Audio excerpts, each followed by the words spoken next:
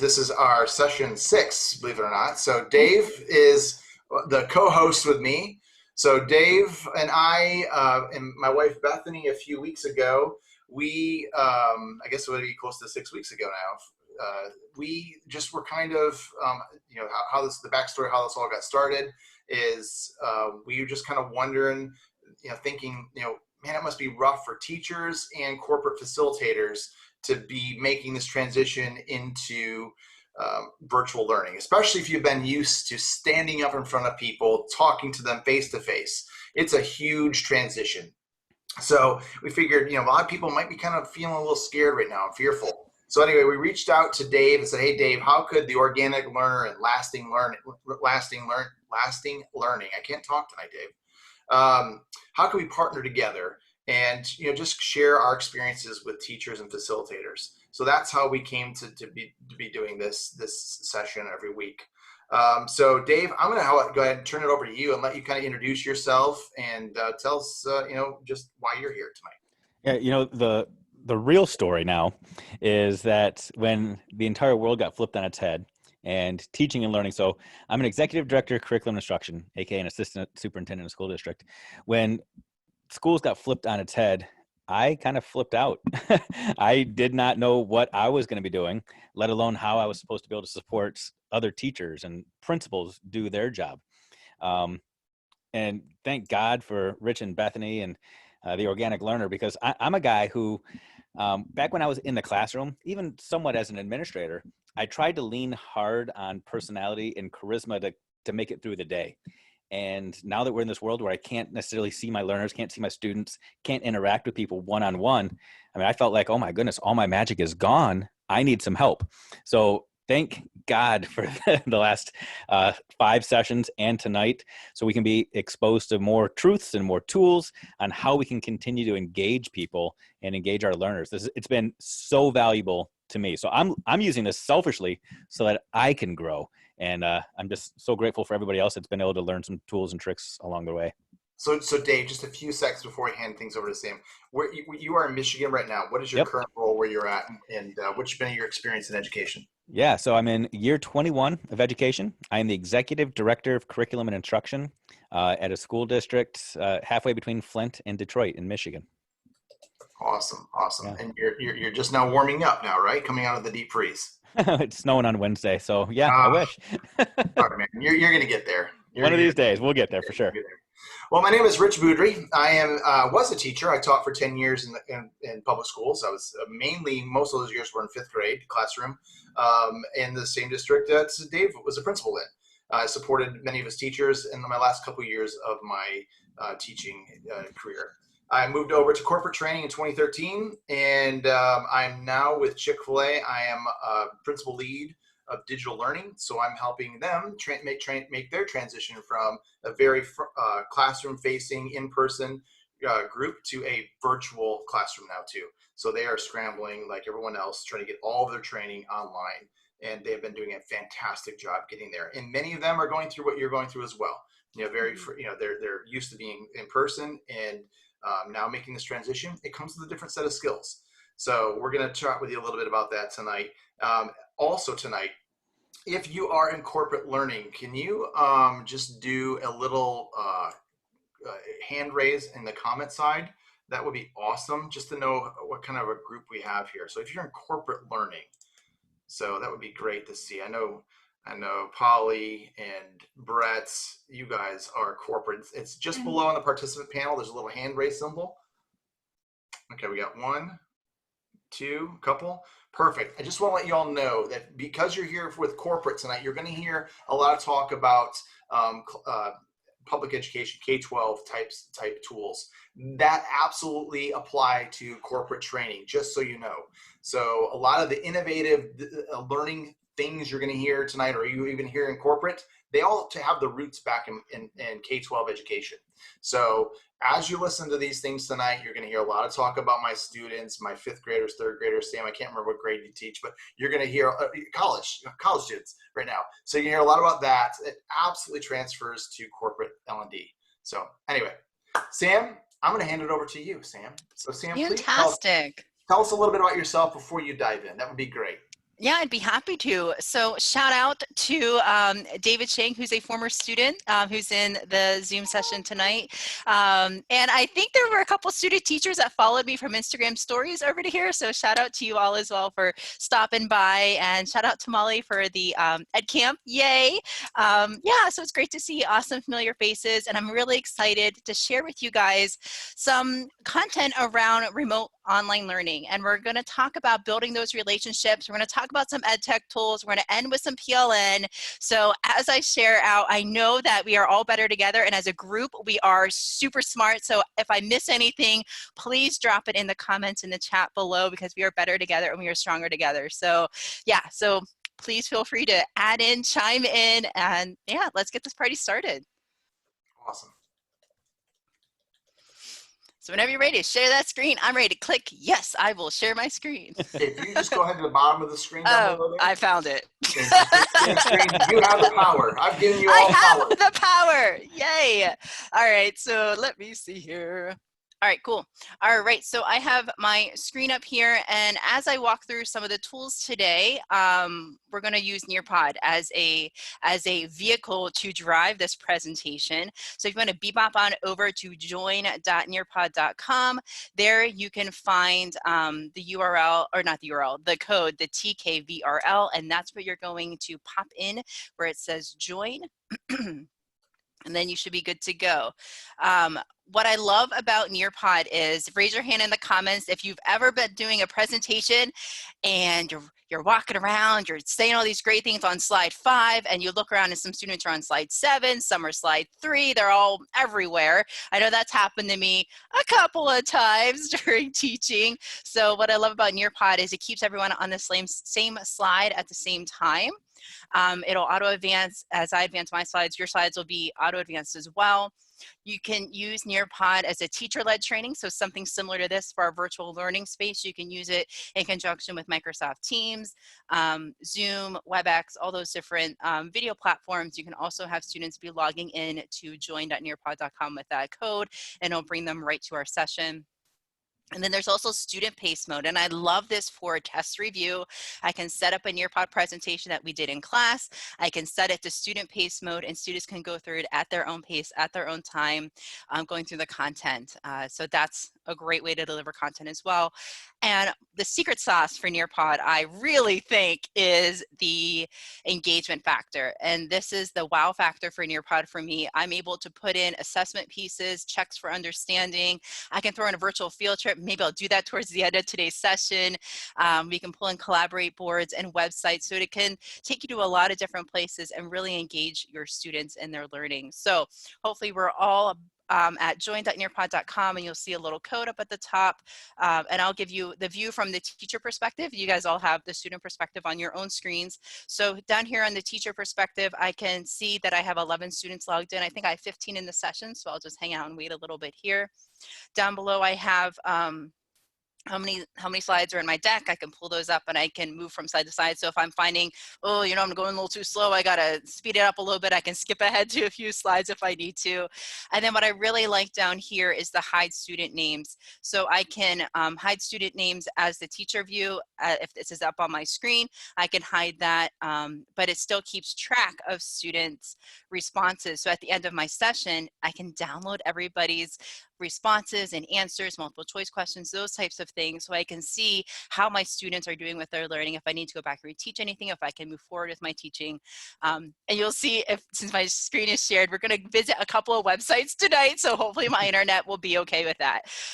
So I'm still waiting for about 3 more. If you need some help getting into Nearpod, don't be afraid to raise your hand. We'll be happy to help you out. Sam, can I just ask a question as we're waiting Go here? for it.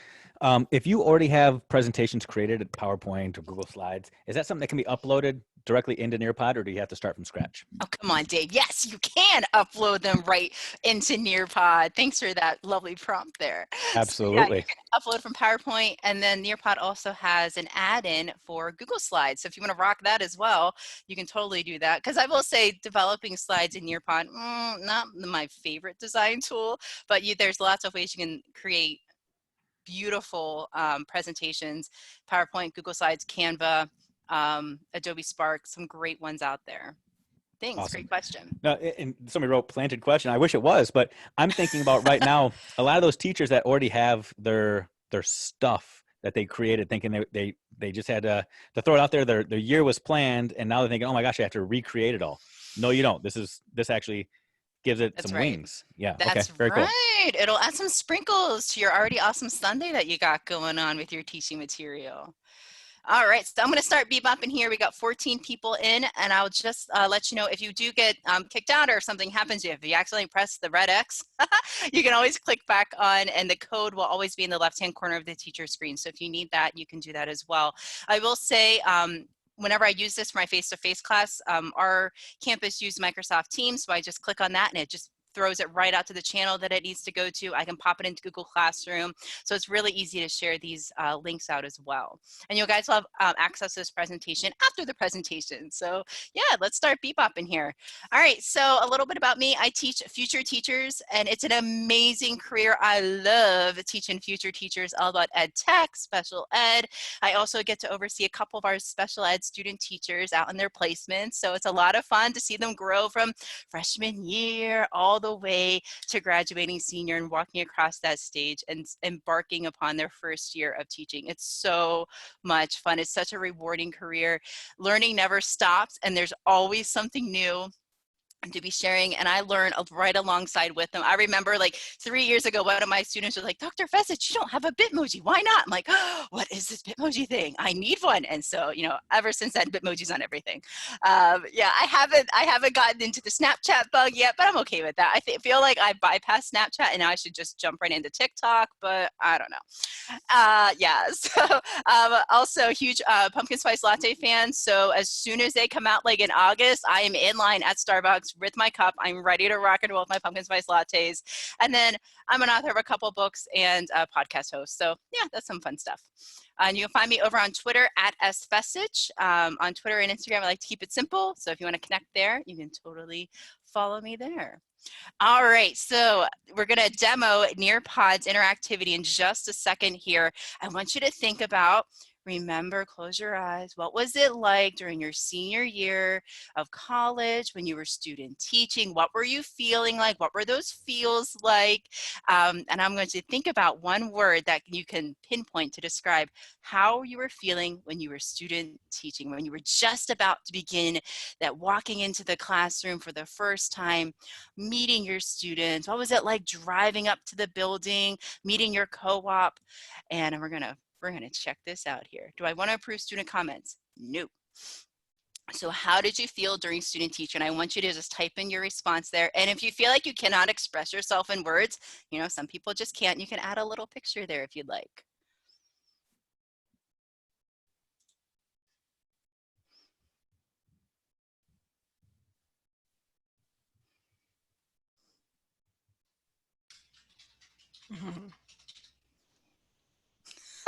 Full of swagger. I love it. That's great. You'll notice I have student names hidden, so I don't know who said that, but that's hilarious. Totally awesome. Thank you. Yeah, so we have some good feels. We have some nervous feelings. We have overwhelmed. We have excited, anxious, brain overload for sure, butterflies, confident. I love it. Thanks for ever popped in that picture. Excited and scared, all the feelings. And oftentimes when you talk about teachers during the you were teaching during this online remote experience, there are a lot of common phrases it's just like student teaching all over again. I know the chair of my department was like, I'm learning all this too, and it feels like I'm student teaching all over again. And yeah, it's so true. So remember those feelings. Remember that excited feeling. Remember, you know, you had that, I'm gonna change the world, and it's gonna be awesome. It's gonna be great. You're gonna have positive experience. You're confident, you're excited, and a little nervous, and that's totally fine. And we're gonna talk about some of those feelings and how we can kind of channel that for some positivity when it comes to the online learning space. Also, totally loving that full of swagger. I'm going to like that one. I'm going to point out a couple of things on Nearpod. It's similar to like other social media tools. You can like different comments here. So if anything's vibing with it, you can totally heart that if you'd like. And then there's other tools that you can use that's similar to this for students to upvote comments as well. So that's kind of fun. All right, so we're going to start with relationships. I'm going to give you examples of how I work through keeping those relationships with my students in this online space. Remember, I teach future teachers, so it's a great way to model to them how educators of excellence teach online and how we can engage our students in learning. We're going to talk about 5 tech tools, but there's so many out there, and we have this much time. So I'm just going to share 5 of them, and I have them all lined up across the screen here. So we're going to jump into a couple of them. I'm not going to do a deep dive, very surface here. And then we're going to talk about professional learning network and how you can use your PLN to really drive you forward, to support you, encourage you, challenge you during this time of need. As teachers, I feel like we really are in a space where we can lead the profession forward. We're in a service profession, and we can be doing so much to serve our students, serve our communities. And there's so many teachers out there doing that through relationships, through communicating with their students, with their parents on a daily, weekly basis. All right, so how can we connect with our students in a virtual space? I have a couple of answers that I've come up with, but I'm gonna see what you guys have. What have you guys done to connect with your learners in this virtual space? I'm gonna click start this activity. You'll notice, I don't know if it's on the top right or top left of your screen, but there is a timer for this activity. So yours will begin in about a minute. So what are some ways you can connect with students in this online space? And as responses come in, as the teacher, I'll be able to see some here. And I can also see as the teacher the participation, how many students have participated so far in the question.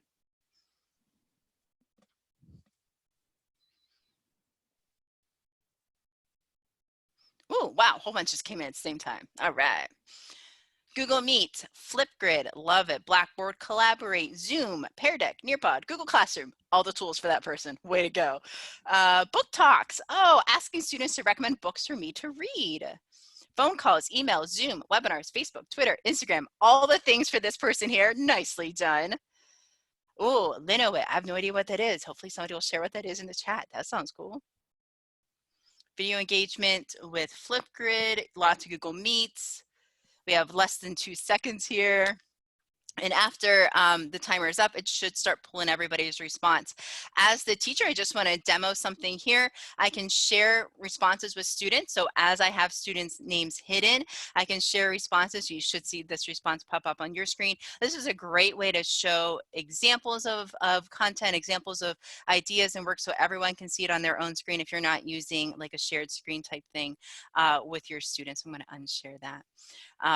So I have a couple of ideas here, and these are some ways that I greet my students virtually as they come in to the space. So my world has really changed. So I used to be like in my classroom, like a half hour before students came in, I had my Spotify playlist going. Students would add songs to it. We'd be rocking out, have a coffee cart, you know, totally rocking it, feeling all the like cafe type vibes in the classroom.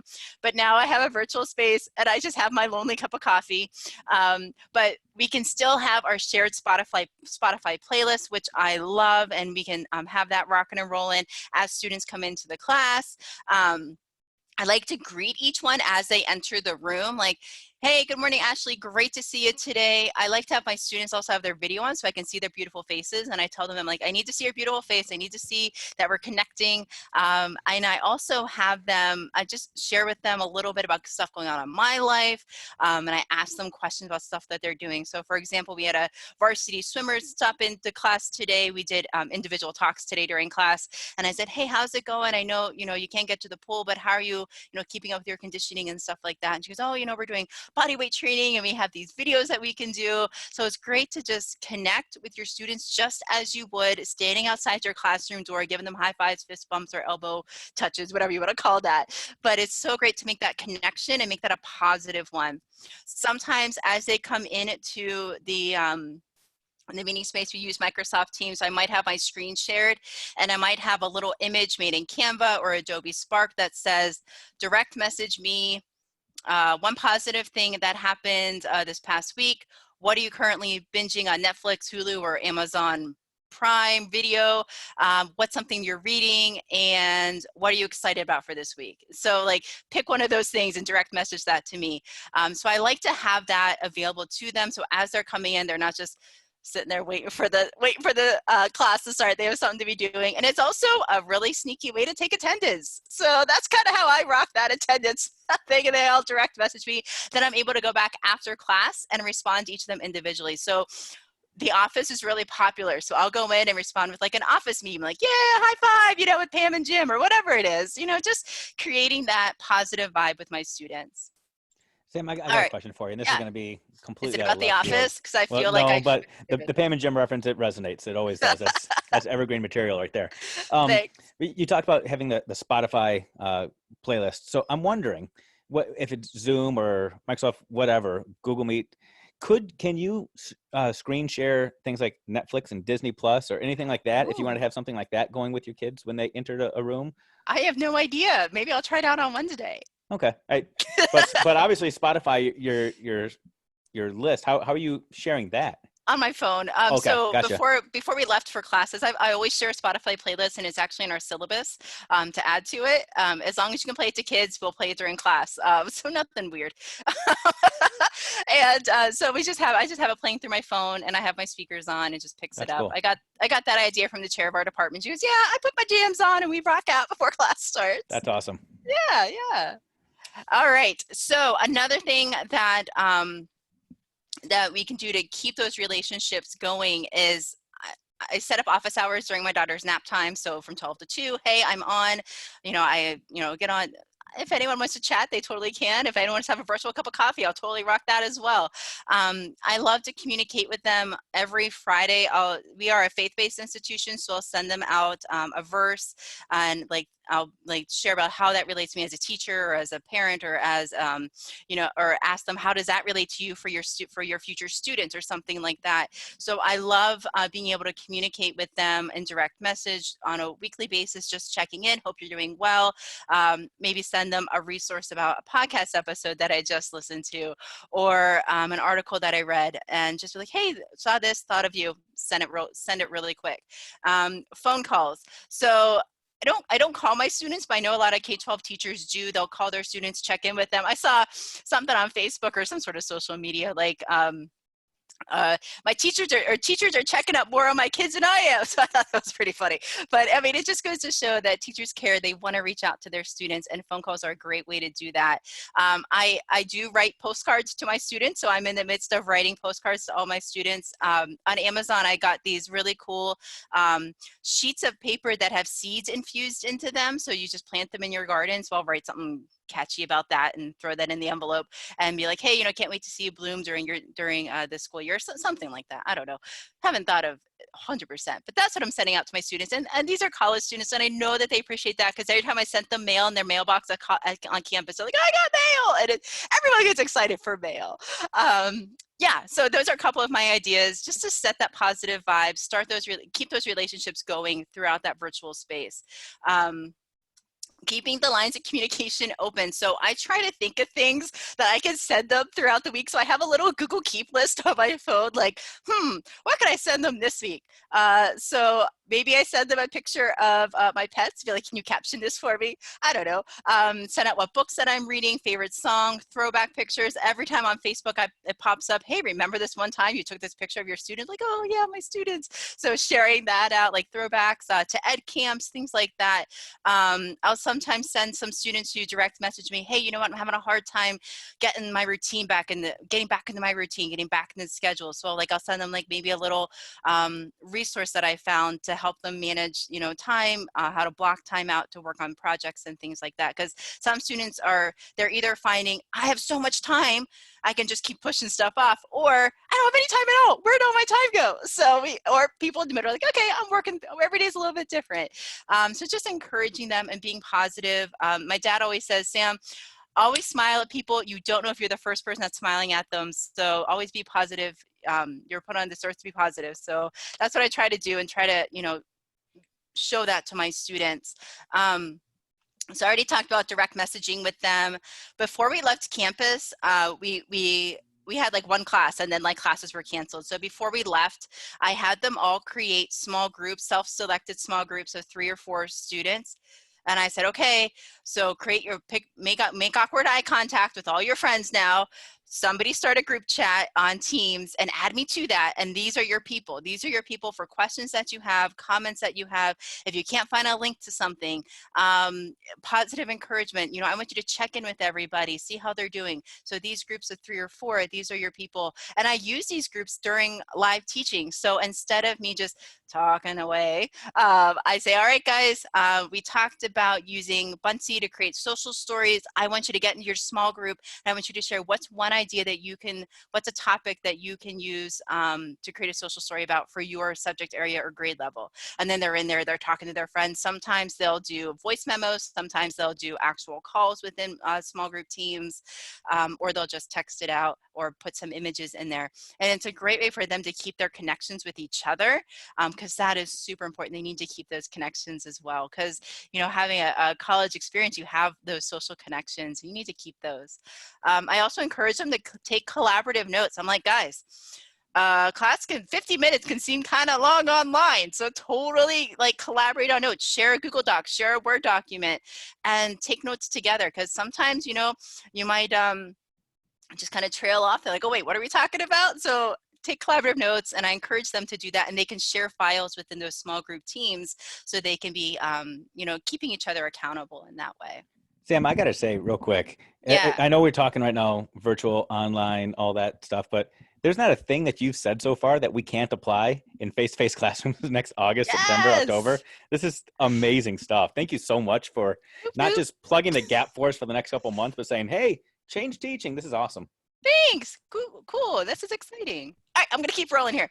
All right, so yeah, so we gotta have fun with it, because if not, life would be pretty boring. So we started a virtual spirit week in our ed department.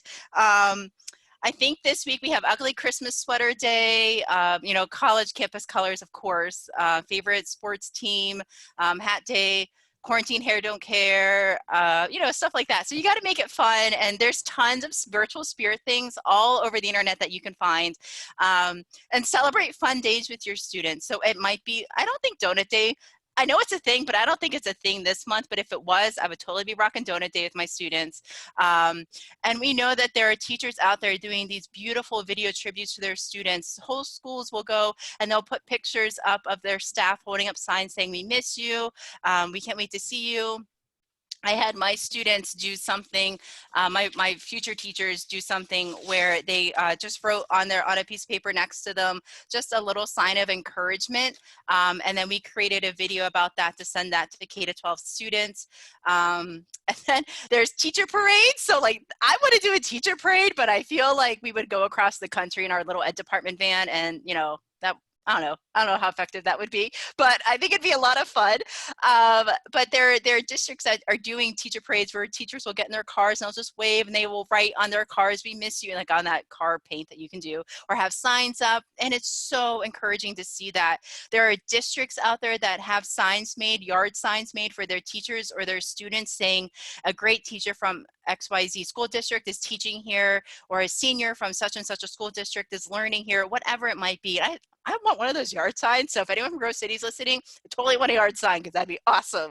And then there's teachers out there doing like a really cool version of Ding Dong Ditch, where like it's a cool present, not like anything weird, where like they'll just like get something for their student, they'll wrap it in plastic, ring their doorbell, and like run away. And it's from a little note from your teacher. There's also teachers, student teachers even, that are sharing signs that say, I really miss, and then whoever's class at such and such a school district. Or they're also connecting with their cooperating teachers, reading stories to their students, or helping them create content online. It's a great space to lead. All right, so let's keep rocking and rolling here. We have a drawing one because drawing ones are a lot of fun. And you can totally cheat this one if you want. So I'm not very good at drawing. So if I were doing this, there's like a little text box button you can click on and you can type out your answer. But if you want to have some fun, you can totally rock the drawing option. So what's one idea that you have that you're going to connect with your students in an online space in a fun and fancy way?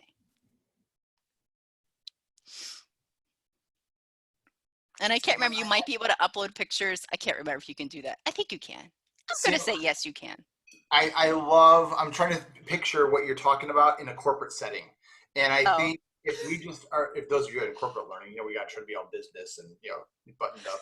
But no, man. And another thing I was thinking too is this would be really cool if you're like a manager or an admin trying to keeping the lines of communications open with your teams. I mean, what we're all learning is I was just talking to somebody today that you're so business oriented when you're working remote because you don't have those moments in the hallway where you stop and just have a cup of coffee or whatever. You lose all those. So it's so important to do this stuff in this virtual role. So those of you corporate learning folks or managers or admin folks, this would be what a great way to connect with your people and keep those communication lines open.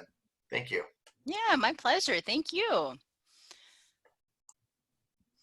We have, so on the teacher view, you can see we still have the timer going. You can see the people who have responded. So in green, those people have responded. People in yellow are still in progress. And what I like to show you about this part, so if you're having students solve a problem or write out steps to a process, you can see them as they go live.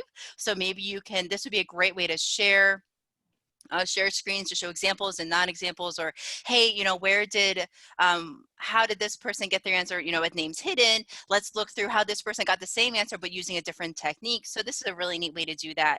And then I love it. So we have a sunshine here and some music playing, coffee time. I love it.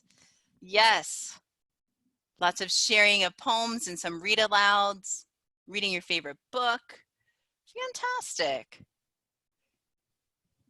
And there are lots of resources out there if you're going to be doing read alouds. There are lots of authors who have said, yes, you can read my book aloud. Just make sure you read it like into a closed group, for example, Facebook group or Google Classroom or something closed. And then once COVID-19 is over, that you take it down for copyright reasons. So make sure you double check with the author and the illustrator if that is applicable. There are resources out there that read stories like celebrities will read stories, like Storyline Online has a great book bank of resources of books that celebrities are reading. So you can just pop that into something if you don't want to get into, contacting authors and things like that. Okay, friends, it's like 8:40. I got to keep rolling here. Okay.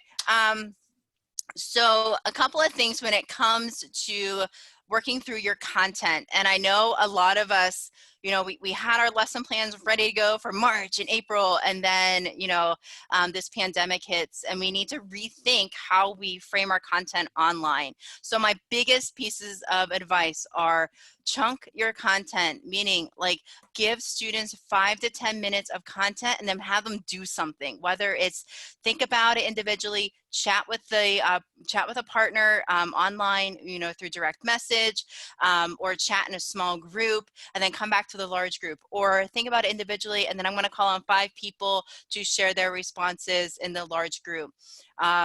Just give little bits of content and then have them do something with it and then keep going. Like follow that model. Bit of content, do something. Bit of content, do something. And Nearpod is a great way to help facilitate that within your online class. So going right into that, adding engagement and checks for understanding. You can pull in to Nearpod because this isn't like a formal content-driven presentation. I don't have like ABC answers or anything, but you could totally pop in multiple choice, fill in the blank, short answer responses, matching, like those old school like memory games, like matching questions. You can do drawing questions. Oh, and then there's a really fun one. I will tell you guys, my college students, they go crazy for time to climb. time to climb. It's intense. So what it is like you have your multiple choice questions, and everyone is given their they get to choose their avatar, and you get to choose the majority rules on what background you choose, like it's space or Himalayas. Sometimes they'll have holiday ones. That's always what I go for during the holidays. Even if it's after the holiday, I don't care. I'm going to do it. And so they choose their avatar, and then they're given questions, and then they climb the mountain to see who ends up on top with all the points. It's intense, guys. These college students, they go for it. And what's nice about it, it's timed, and so they have a certain amount of time to answer their questions. It's a nice review during content delivery and then after content delivery. Sam, do you mind me asking, when you're teaching your courses, are they all synchronous? Do you do everything at real time? Yes. Okay. Yeah. Yeah, I do everything in real time. This week, I have students meeting with me individually, so they have time to work on their Microsoft and Google certifications. Very good. Yeah. So this kind of leads me into the next one, student choice and voice. So I had one student about 2 weeks ago direct message me and say, "Hey, Dr. Fecich, I know, we're on break. Could you, because we didn't have classes for a week while people prepared. Can you share more about getting to be a Google certified teacher?" And I was like, "Ooh, I like this idea." So I actually went through and used the teachable moment in this class where we had 5 class projects due before the end of the semester. I took out 3 of them, and we decided we were going to investigate Microsoft Certified Educator and Google Certified Educator. So now they're going through the trainings, they're going through and picking their own learning paths and courses, things that are going to engage them as future teachers. So providing them with choice and voice in the classroom is a great example here, and then giving them the power to explore that and then check in with me. So in place of having our classes this week meeting for an hour for 3 days a week, they're using that time to work through their certification training, work through their modules, reflect on what they're learning about. And today's Monday. I know it's going to be a great week, and they're going to be so successful in that. And that's going to be a great booster for their own knowledge, resume booster as well. And I love that they get to choose where they want to explore in those areas. Okay, so I also really enjoy having my students show what they know in different ways. So whether it be through recording it on a Flipgrid, recording a podcast episode, creating something using some of the tools we're going to talk about now, it's just such a great way for them to show their own creativity and speak to their strengths and maybe learn something new that they can use in their own classroom. All right, so I talked about the teachable moment in the last example about the Google certification and the Microsoft certification. I know that there's lots of teachable moments that we can be thinking about. Sorry, I always have to read this. I sometimes will press the wrong one. No. Okay, as I want you to think about the teachable moment, what are some things that you can use in your classroom to your benefit and have students work through puzzle and critically think about when it comes to online learning? And I'm going to pause here and let you guys put in a little post-it note here.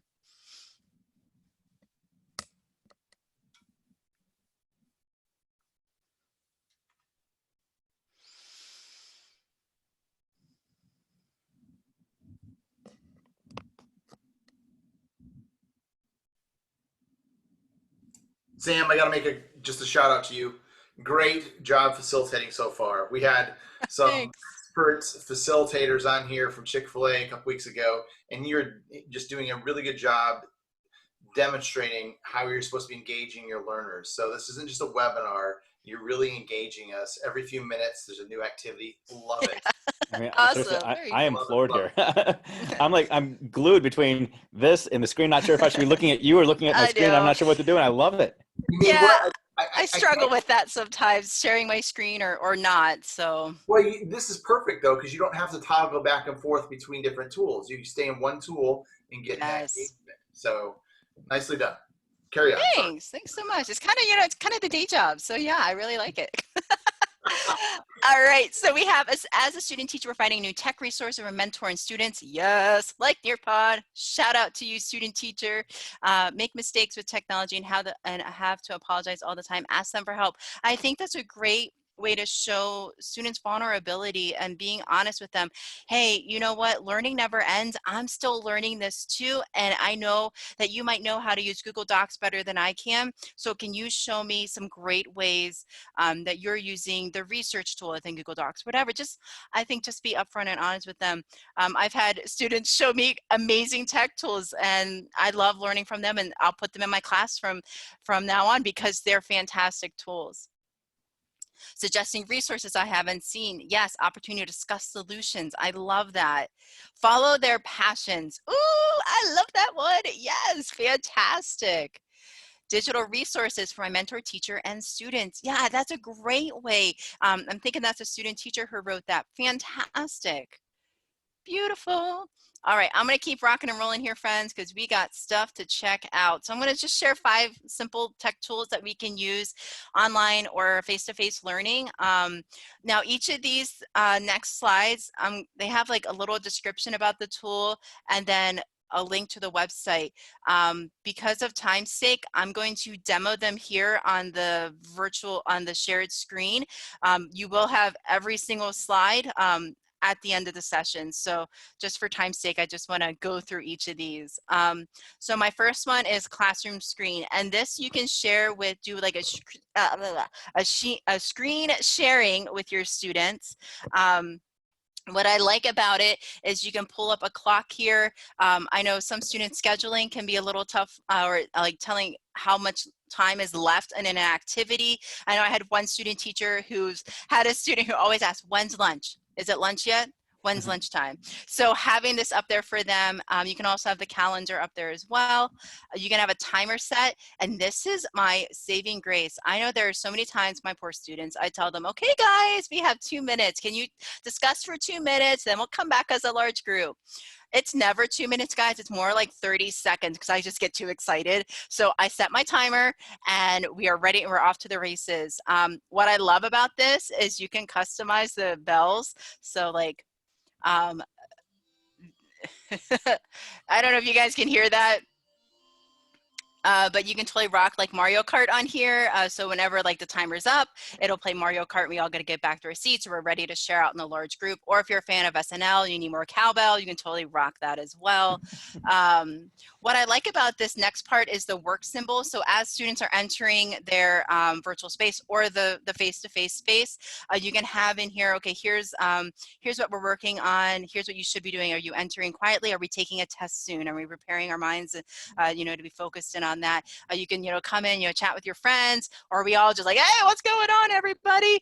And I love to pair this work symbol with the text option. So many times we have morning meeting or warm up or 5 minutes before a bell ringer activity. This is a great place to pop that. And then as students come in, they know what the expectation is. Maybe throw a little timer on there, totally jazz it up.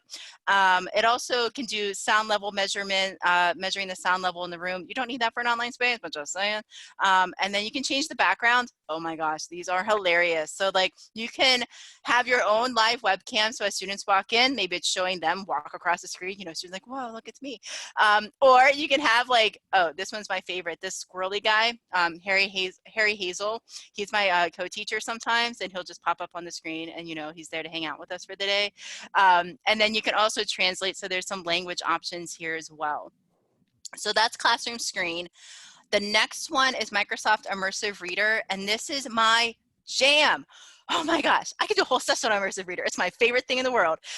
So what it does, it's free. What you doing next week, Sam? Immersive Reader. So it is free. It's a cross-platform, and so many tools like Nearpod that we're talking about today, Buncee that we'll demo in a couple seconds here, has Immersive Reader embedded within it. So I'm just going to demo it very small, very quickly. Here. So what I love about it is, as a former special ed teacher, I had to buy software that did all these things for me. So for my students who needed content accessible to them, I had to buy all the software to go with it. So to just zoom in text, I have that option here. I can increase my line spacing. It increases the space between the lines, between the characters, and between the words. I can change my font, and it doesn't have the dyslexia font, but the Comic Sans is as close as possible. For my students with visual, who might have some, reading the screen can be really hard all day. So maybe having a nice contrast of the text and the background can be there as well for them. It also does text to speech, so I can play it through. It has male and female voices, and I can change the setting, the rate of that as well. For my teacher friends out there, I can break stuff down into syllables if I need that for my students to see the words broken down. But for my corporate trainer friends that are in the room, I think this is a great way to make sure your manuals are accessible or your presentations are accessible for your trainees or your learners, because you never know what people are working with. So maybe making it accessible first should be priority one instead of going back and doing it later.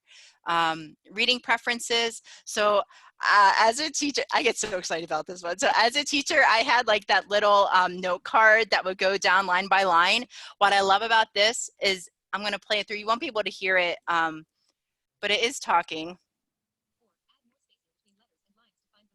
So as you notice, the screen went dark. It highlighted the one line at a time. It highlighted each word as it read it aloud. And I can change that. Like I said, I can change that rate. Picture dictionary. So Microsoft partnered with BoardMaker, Speaking Dynamically Pro, which is a software for students with special needs to create communication boards. And they now have pictures right here. And fun fact, you can translate. And I love this option. Every time I show this to my college students, like, why did I know about this when I was taking Spanish 101 or whatever? And look at all these things I can translate it to. Let's go here to German. I can translate the word, or I can translate the entire document. Here's the German. Sam, that was German. And here is the original.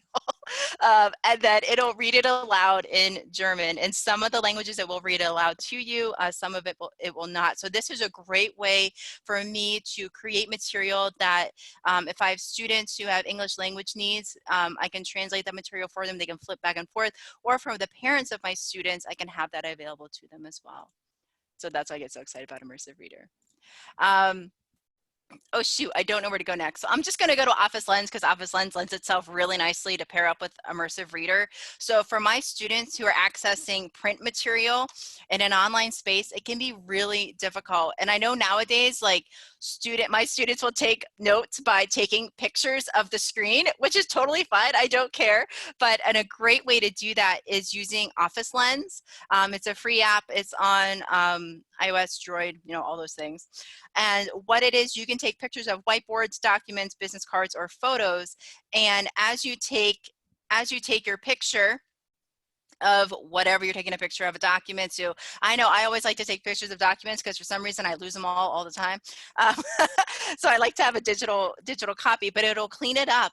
And then you can save it as a JPEG, as a PDF. And for my student teachers out there, like, turn up the volume. This one's really important. It'll save, if you're taking a picture of, like, if the teacher's like, here's all my resources, they're amazing, you should keep them all, and you're handed like this stack of papers that you're juggling, take a picture of it with Office Lens, because it'll save it as a Word document. What? Amazing, right? I know. So it's so cool. So I can now, if I have to make adaptations to that document for my students, I can just go right into the Word doc and just do my own thing. And what else does it do? Oh, yeah. Right within the app, they have the Immersive Reader option. So now I have all those options. So if I have a worksheet I want my students to do, I can take a picture of it with Office Lens, and then I can have it read it to me. I can have my contrast. I can have my spacing. It's phenomenal. Oh, I just love Office Lens so much. So it works Seriously, there's truly an app for that. I mean, there's an app for everything right now. This is game changer right now. What I'm loving right now, Sam, is so we spent the last few weeks really exploring Zoom and all the interactivity and engagement within Zoom. And as people are playing around with it now, or even Microsoft or Google Meet, we're starting to learn that depending on the device you have at home, you might be running into some obstacles. Maybe the whiteboard feature is not available if you have a Chromebook with Zoom, or with Meet, you might not be able to have all the interactive. You're showing us all the workarounds right now and these things that we can use no matter what platform you're using. It's phenomenal. I'm like mind blown right now. I'm so excited. All All right, cool guys, let's keep rolling. So I'm gonna bebop down to PLNs. You'll have access to all these links for the tools that I didn't show today, including Buncee, Book Creator. There's another one, I forgot what it was already. So I'm gonna rock right into PLNs. So for me, I have a 3-year-old at home, and our quarantine soundtrack is Frozen 1 or Frozen 2. So this is all that I ever hear all day, every day. So we know that your professional learning network are your people. They will help support you throughout good times and bad. They'll challenge you to try different things, get out of your comfort zone a little bit. And a PLN is phenomenal. So I love connecting with mine. They are, I'm going to skip this question because I know I only have a couple minutes left. They're there for me to collect resources. This is where I get all my content for the classes that I teach. I go to see what real teachers are using in their classrooms, and I integrate that into my class as well and share that with my students. I use it to communicate with professionals in higher ed and teaching, current teachers and MINs, all those, and then also student teachers and future teachers as well. Professional learning networks are a place where you can find your own professional development at your own time, at your own place, pace and place, and have it be something that speaks to your teaching heart. So instead of having district professional development, you can really engage with a variety of professional development opportunities through your PLN, through Twitter chats, through podcasts, through book chats. It's a phenomenal space to connect with people who are in the same boat as you, or maybe they are a step above, or maybe they're coming up the ranks in teaching and you can mentor them as well.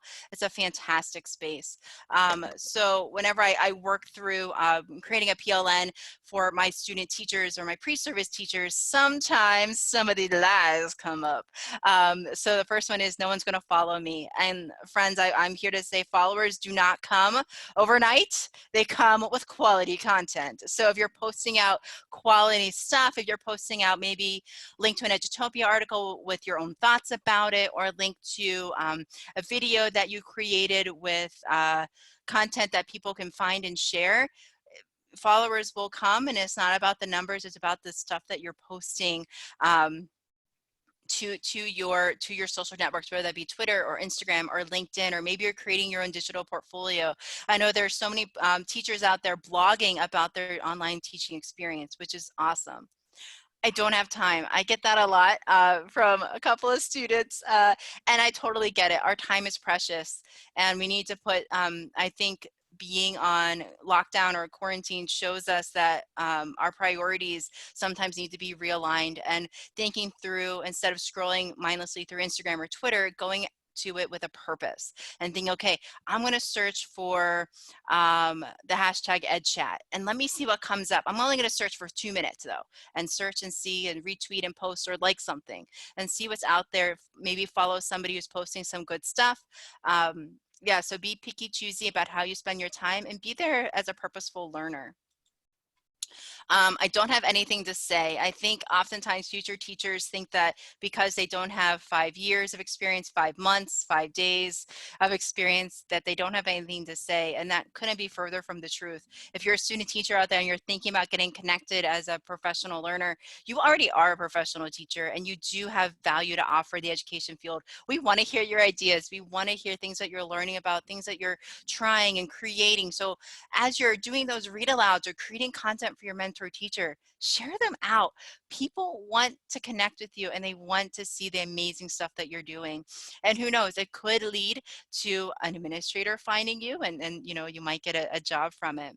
So my challenge to you is to not only stay healthy, helpful, and calm, but also get connected. Find a professional learning network that's going to help push and drive you and support you in good times and bad. All right, friends, it is 8:57. Hey, I think I did pretty good. I will send Bethany the link for today's presentation, but I would love to connect with each and every one of you over on Twitter or Insta, and then you can check out my site as well. Yeah, I would love to open up to questions if you don't mind. I was going to ask Sam, how did you get to be so amazing? You know. I mean, No, seriously, this is this is it's the people, incredible. it's the people in your life, you know, your mentors that you have that you want to be like. So I'm going to be just like Connie Nichols, the chair of my department. She is fantastic. She rocks TikTok, by the way. It was fun dance moves. So I got to up my game there.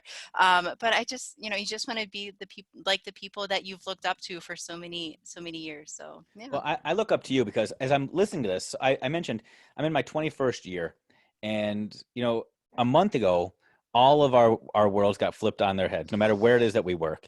And a lot of us right now feel again like, oh my gosh, I'm back to the beginning. I'm starting all over again. And we're all those student teachers. We're all in that phase right now where we're experimenting and exploring and just Yeah. trying to find something that sticks. And literally every single slide you showed me today, I was like, oh, I can take that. I can take that. I Oh, can take thank that. you. And I feel That like means I've got so some much. tools now that give me some confidence and some swagger, if you will, going forward. Yes. I love it. I love it. Sam, you can add that to your resume now that you help provide swagger for people. I know, right? I'm going to put, I'll make something cool with that. Swagger. Sam the swagger maker. Yes. Swagger aficionado. Swag Master, I love it in the Swag. comments. Yes. Love it. Swagmaster Sam, that's a rap name. Yes. That'll be my alter ego. So Sam, I know we're wrapping Yes. things up, but one of the things I think I loved hearing, and I think we've all heard this tonight. You're having fun going virtual. You are having fun. Yes, I am. I enjoy it so much. It's a And that- great new way to teach. Yeah, it came through so loud and clear tonight. And I think when you're having fun, you need to not be afraid to have fun and try things, right?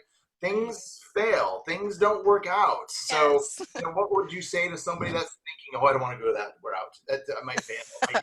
What, all my students are going to be looking at me online, you know? And that's okay. I'm glad they're looking at you online. You know, I think now is a great time to take a risk and try something new. I know that sounds really scary. And if you're not comfortable with technology, that can sound like, oh, hey, now I don't know if I want to do that. And that's okay. I would try something small, try something little this week or next week, and then take another baby step forward and try something else, or add to that one little thing that you did. So maybe you want to try classroom screen with a little greeting message or something like that as students come in, or maybe you want to try creating something with some of the other tools that I have that I didn't get to show, like Buncee or Book Creator, or have your students do something. So like, hey guys, I found out this cool tool called Buncee EDU, and you guys are going to create something with it, and I'm going to check it out. So flip it on them, have them, you know, try something new and creative. So in the wise words from our actor Bill Murray, Swag Master. is baby steps, correct? Baby. Yes, I love it. Yes, baby steps. Mm-hmm.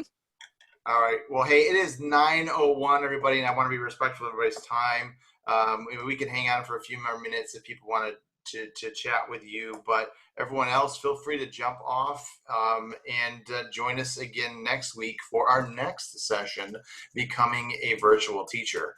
So thank you, everybody, for joining. And Sam, I'll let you, say your final word here as everyone's still on. Yeah, you guys are amazing. Thank you so much for your time this evening. We can do this. We are stronger together. Thanks for being amazing. Thank you so much, Sam. That's a wrap, I guess. Woohoo! Awesome. That's incredible. Dave, I so many times during this presentation tonight, I've been like, wait, Sam, we can come back next week. We can go deeper. Don't rush. Slow down. I know. I'm sorry. Let me end this session on Nearpod, and I will send you the student paste while we're sitting here. Hey, Kate, I thought you followed me over here. We're still recording as well, Rich. Oh, I'm sorry. No, you're good. You're good.